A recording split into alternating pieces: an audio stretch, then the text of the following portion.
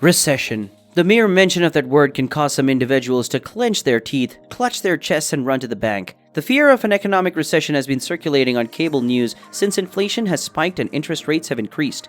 So how can you prepare for a recession? Well, having your finances in order is always a good idea, but we're here to teach you how to stay prepared without going overboard. So relax. Readying your finances doesn't mean building a bunker, stuffing cash under your mattress, or stocking up on toilet paper. Hello and welcome back to the Finance Guardian channel. Bottom line, don't freak out. Here's how to prepare for the recession in 2022. 5 effective ways. Hit that subscribe button and the bell beside it and let's get started.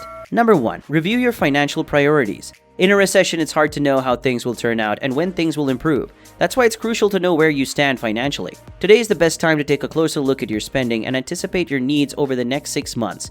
An emergency fund that covers 3 to 6 months of living expenses and hopefully a healthy nest egg for retirement will prepare you for a recession, job loss, or financial hardship.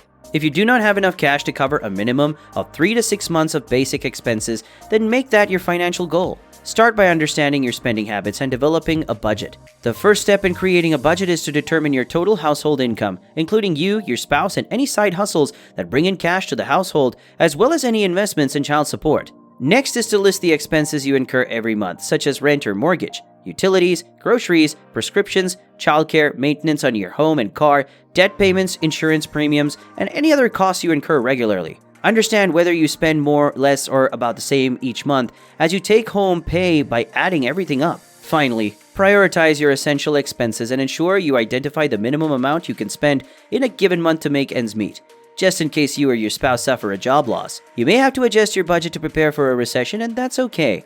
Make an effort to reduce non-essential spending, such as entertainment, cable TV, and clothing. Even though it is unrealistic to expect to eliminate all discretionary spending, it is important to separate wants from needs. Identify areas where you may have overspent and discover why this occurred. For the time being, you may not have the extra money to put toward retirement or a down payment, which is perfectly acceptable. You're off to a great start when you make it a habit to review your finances and look for issues. Number 2. Manage your credit well. When money is tight, it is especially difficult to eliminate high-interest debt such as credit card debt. Interest charges accumulate quickly, especially at times of rising interest rates. Adding new charges to your balance while making only the minimum payment can quickly balloon your debt to unimaginable levels. If you have high-interest debt, you may consider moving it to a card with an introductory 0% APR on balance transfers.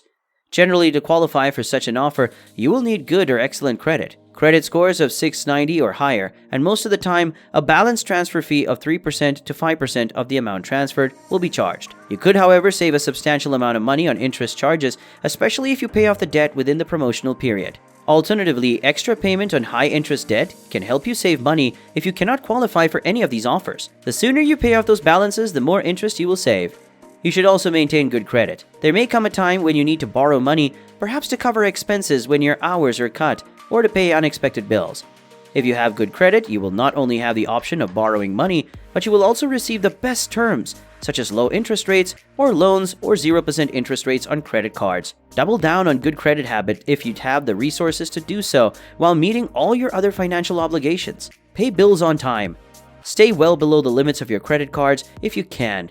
Make a debt payoff plan. Be selective about applying for new lines of credit. If you can, double down on good credit habits while taking care of other financial obligations. Pay your bills on time. Do not exceed the limits of your credit card. Plan to pay off your debt and never ever apply for new credit cards when you do not need them. Number 3. Boost your savings. It's never a bad idea to have an emergency fund. Think about it this way.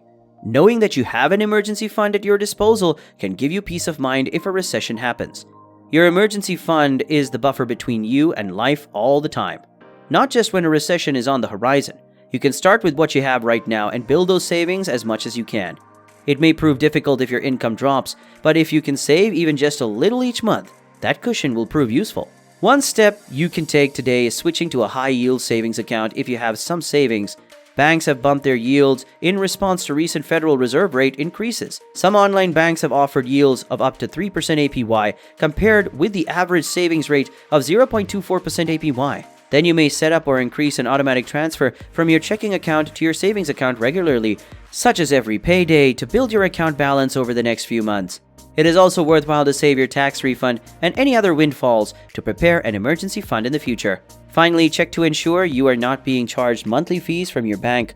Some banks will waive these fees if you maintain a minimum balance amount, but if you are concerned about paying them, consider keeping your money in a free account. Number 4.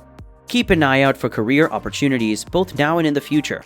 When economies are in recession, unemployment rates are often high, so you should consider how these tough times might affect your career and make a backup plan in case you get laid off. Take a moment to refresh your professional connections.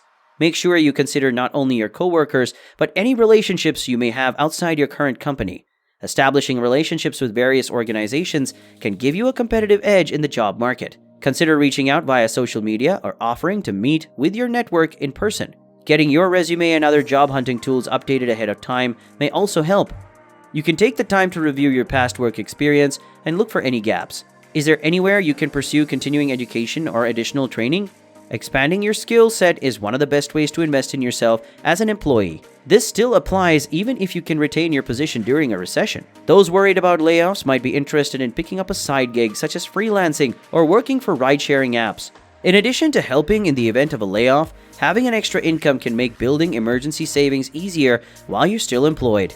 Number 5. Keep calm and invest. While it may not be easy to follow this advice when market news centers on falling stock prices, one bright silver lining is that your regular investing contributions will purchase more stocks and fund shares than during record-high markets. There is a natural tendency for investors to sell their stocks during market declines. Behavioral economists call this loss aversion. Studies indicate that people feel the loss of a dollar twice as much as a dollar gained. Therefore, they tend to sell stocks when a buy and hold approach makes more sense. You lock in losses when you sell shares as prices are falling. Even professional investors usually fail when they try to time the market, predicting when to buy low and sell high.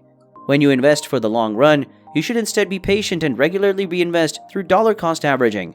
The market crash calculator shows that even after the Great Recession of 2007-2009, the worst economic crisis in history since the Great Depression, the S&P 500 regained its previous high 5 years and 5 months after it had hit bottom. It continued to rise for nearly 7 years after that. Here's a time-tested strategy. If you intend to invest long-term with a diversified portfolio, don't torture yourself by checking your portfolio value daily. Instead, remember your long-term goals and how the market has historically been able to recover from major crises. And even if you have not been saving until now, it's a good idea to begin putting aside what you can until retirement. Here's a bonus tip. If you don't know what to do, don't do anything. Even though there are steps you can take to protect your investments during a recession, you may find that leaving your portfolio alone is the best course of action if you are not certain what to do. Yes, the stock market is falling, but as difficult as it is to watch your investment portfolio shrink, one thing is for sure.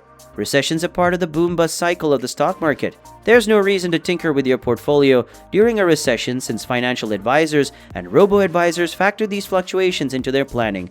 Managing your portfolio actively during a recession might actually result in worse results in the long run.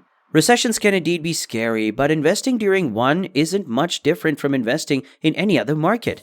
You can adjust your portfolio to focus on asset classes that perform favorably. Generally, though, a diversified portfolio should be able to withstand the ups and downs in the market. While it may be difficult to bear losses in the short term, holding on to your investments to achieve long-term success is necessary. And that's all the time that we have today, folks. We hope you enjoyed this video, and if you did, please hit that like button. And if you're new, subscribe to our channel to remain updated about our future videos. We'll see you next time.